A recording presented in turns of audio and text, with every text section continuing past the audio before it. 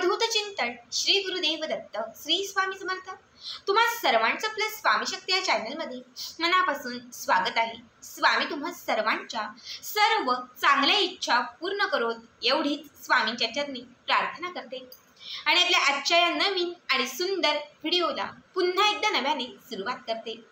भक्तांनो, उद्या 11 जानेवारी बघा, अत्यंत महत्त्वाचा आणि विशेष दिवस, कारण उद्या आहे नवीन वर्षातील पहिली अमावस्या। तर उद्याच्याच दिवशी आहे या मार्गशीर्ष महिन्यातील शेवटचा गुरुवार। खरं तर अमावस्येच्या दिवशी गुरुवार येणं हा फक्त शुभयोग आहे, अत्यंत दुर्मिळ योग आहे। त्यामुळे उद्याचा जो दिवस आहे तो अत्यंत महत्त्वाचा आहे। मार्गशीर्ष महिन्यातील प्रत्येक गुरुवारी आपण माता लक्ष्मीचं व्रत, वैकल्य, उपासना, पूजा पाठ यांसारख्या सर्व शुभ गोष्टी करत असतो। गुरुवारचा दिवस हा माता लक्ष्मीला आकर्षित करण्यासाठी, आपलं गुरुबळ जे आहे ते स्ट्रॉंग करण्यासाठी, माता लक्ष्मीची कृपा प्राप्त करून घेण्यासाठी आणि आपली आर्थिक वृद्धी करण्यासाठी हा दिवस विशेष महत्त्वाचा मानला जातो। तर अमावस्येचा दिवस हा घरातील नकारात्मकता संपवण्यासाठी, घरातील जी इडापिडा आहे त्यांचा नाश करण्यासाठी, सर्व वाईट शक्तींचा अंत करण्यासाठी अमावस्येचा दिवस हा अत्यंत महत्त्वाचा मानला जातो। खरं तर अमावस्येचे आणि उद्याच्या गुरुवारचे बरेचसे उपाय तुम्हाला सांगून झालेले आहेत। आत्ताच्या या व्हिडिओमध्ये मी तुम्हाला उद्या असणाऱ्या अमावस्येचाच एक अत्यंत प्रभावी उपाय सांगणार आहे। बघा, उद्याच्या दिवशी आपल्याला आपल्या मेन दरवाजाला ही एक वस्तू लावायची आहे किंवा मेन दरवाजावरती ही एक वस्तू टांगायची आहे। जी वस्तू लावल्याने तुमच्या घराचं संरक्षण होईल, तुमच्या घरातील प्रत्येक सदस्याचं संरक्षण होईल। कुठलीही बाधा, कुठलीही इडापिडा, कुठलंही संकट तुमच्या घरापर्यंत पोहोचू शकणार नाही। या एका वस्तूत इतकी शक्ती आहे की तुमच्या घरापर्यंत आलेली जीही वाईट शक्ती असेल तिचा तिथेच नाश होऊन जाईल। बघा, घरात येणारी प्रत्येक व्यक्ती ही चांगल्याच मनाने येते असं नाही। बऱ्याच वेळा काही व्यक्ती आपल्या मनात निगेटिव्हिटी घेऊन येतात। बऱ्याच वेळा आपलं काहीतरी चांगलं चाललेलं असतं, मस्त चाललेलं असतं, आपण काहीतरी नवीन गोष्टी खरेदी करतो। बऱ्याच लोकांना हे बघवत नाही, ते दाखवतात एक आणि मनात असतात गोष्टी वेगळ्याच। पण जेव्हा याच दरवाजातून त्या व्यक्ती आपल्या घरात प्रवेश करतात ना, त्यानंतर आपल्याला त्यांच्या मनात असणाऱ्या त्या गोष्टींचा त्रास व्हायला लागतो। एकतर मग नजर लागते, एकतर त्या व्यक्तींकडून आपल्या घरातील व्यक्तींना काहीतरी दुसरा त्रास होतो, म्हणजे करणीबाधा ज्याला म्हणतो, जादूटोणा आपण म्हणतो, अशा कुठल्या तरी बाहेरील गोष्टींचा आपल्यावरती परिणाम होतो, ज्यामुळे आपली आर्थिक आवक जी आहे ती कमी व्हायला लागते, आपली आर्थिक वृद्धी खुंटते आणि आपल्या घरामध्ये सतत कलह, आजारपण यांसारख्या गोष्टी व्हायला सुरुवात होतात। जेव्हा तुम्ही ही एक वस्तू अमावस्येच्या दिवशी तुमच्या घराला टांगाल मेन दरवाजाला, तेव्हा लक्षात घ्या, कुठलीही व्यक्ती तुमच्या घरात आली तरी घाबरायचं काहीच कारण नाही, कारण जोपर्यंत ही एक वस्तू तुमच्या घराच्या दरवाजाला असेल तोपर्यंत तुमचं घर आणि तुमच्या घरातील प्रत्येक सदस्य हा नेहमी सुरक्षित असेल। बघा, आपला मेन दरवाजा असतो ना, त्या मेन दरवाजातूनच खरं तर निगेटिव्हिटी ही आतमध्ये येते आणि पॉझिटिव्हिटी ही आतमध्ये येत असते। जर आपण या दरवाजे नेहमी पूजा केली, उपासना केली, या दरवाजाला नेहमी शुभ गोष्टी जर तुम्ही लावून ठेवल्यात तर आपल्या घरात नेहमीच लक्ष्मी येईल, पॉझिटिव्हिटी येईल, सकारात्मकता येईल। पण जर कुठलेही उपाय केले नाही, सेवा केले नाही, काहीच केलं नाही, तर लक्षात घ्या, या दरवाजातून नेहमी घरामध्ये अवलक्ष्मी, निगेटिव्हिटी आणि तुमच्या घरात इडापिडा, बाधा, संकटे याच गोष्टी प्रवेश करतील। मी बऱ्याच वेळा तुम्हाला असंख्य उपाय सांगत असते, त्यातील सर्वात महत्त्वाचा उपाय हा तुम्हाला उद्याच्या दिवशी करायचा आहे, कारण वर्षातील ही पहिली अमावस्या आहे। जर तुम्ही या अमावस्येला हा उपाय केला तर संपूर्ण वर्षभर तुमचं घर जे आहे ते हस्त खेळतं राहील, घरामध्ये एकोपा राहील, घरामध्ये सुख, शांती, ऐश्वर्य यांची प्राप्तता राहील। आता कुठला उपाय आहे? सगळ्यात आधी सांगते, उद्या अमावस्या आहे, संपूर्ण घर स्वच्छ करायचे, जाळं जळमट जे असेल ते आपल्याला काढायचं आहे। खरं तर उद्याच्या दिवशी गुरुवार देखील आहे। आता आपण बरेच लोक गुरुवारचे नियमही पाळतो, त्यामुळे गुरुवारचेही नियम पाळून आपल्याला या गोष्टी करायच्या आहेत। त्याचबरोबर बघा, सकाळीच उठल्यानंतर आपल्याला स्वच्छ सुंदर स्नान करायचं आहे। स्नान कसं करायचं याचा ऑलरेडी व्हिडिओ शेअर केलेला आहे, तिथे जाऊनही तुम्ही बघू शकता। ठीक आहे, यानंतर सगळ्यात पहिली गोष्ट म्हणजे आपला जो मेन दरवाजा आहे तो स्वच्छ साफ करायचा आहे, स्वच्छ पुसून घ्यायचा आहे। मेन दरवाजावरती एक हळद कुंकवाने किंवा शेंदुराने स्वस्तिक काढायचं आहे। उंबरठ्याला न चुकता उद्या हळदीचं लेपन करायचं आहे। हे करून झालं की त्यानंतर तुम्हाला महत्त्वाच्या ज्या गोष्टी सांगते यातील एक गोष्ट तरी आपल्याला आपल्या मेन दरवाजाला उद्याच्या दिवशी टांगायची आहे। आता सगळ्यात पहिली गोष्ट आहे ती म्हणजे उद्याच्या दिवशी तुम्हाला एक छोटासा किंवा मोठ्या आकारात असलेला कोहळा जो असतो तो घराच्या दरवाजाला टांगायचा आहे।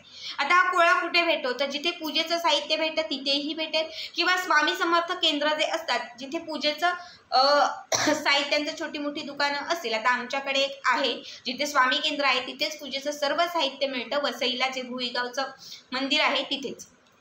मी तिथूनच या सर्व गोष्टी आणते। तुमच्याही आजूबाजूला कुठे जर असं मंदिर असेल, स्वामींचा मठ असेल, केंद्र असेल किंवा मग पूजेचं साहित्य जिथे भेट असेल, त्यांच्याकडे फक्त सांगायचं की आम्हाला छोटासा एक कोहळा द्या।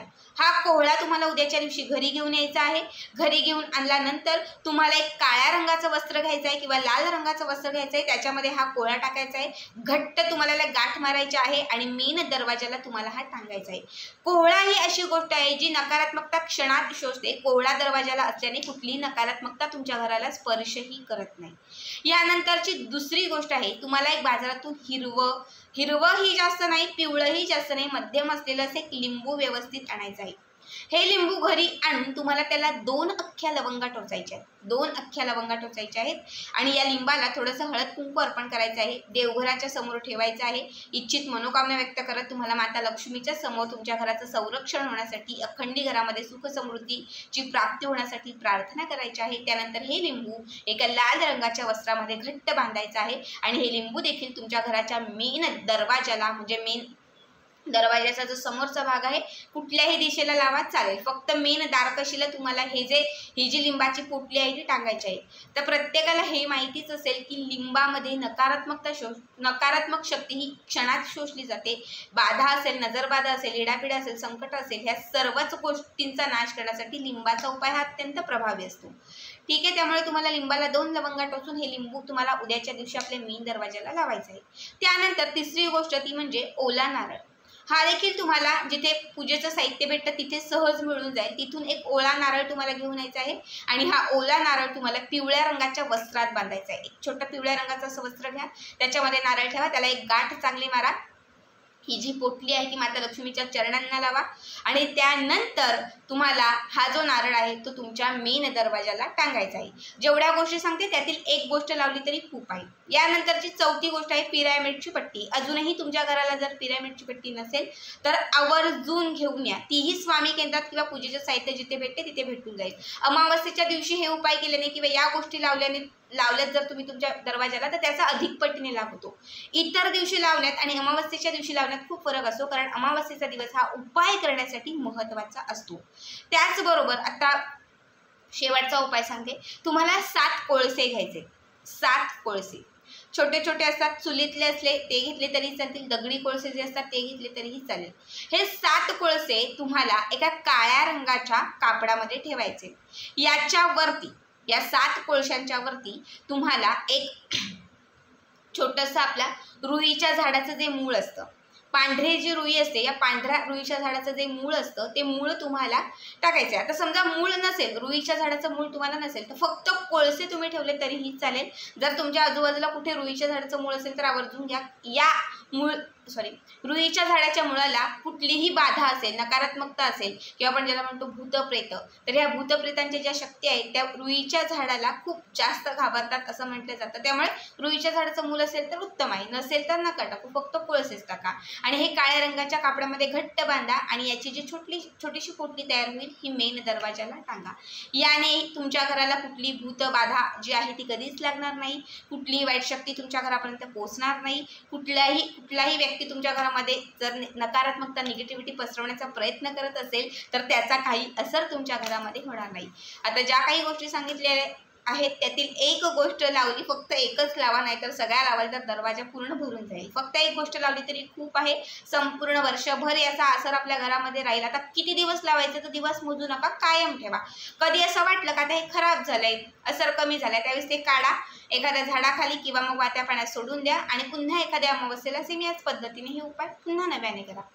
अशा पद्धतीने तुम्हाला हे उपाय करायचे आहेत। आजचा हा व्हिडिओ कसा वाटला कमेंट करा आणि पुढचे व्हिडिओ पाहण्यासाठी चॅनलला सबस्क्राईब करा। श्री स्वामी समर्थ, जय जय स्वामी समर्थ।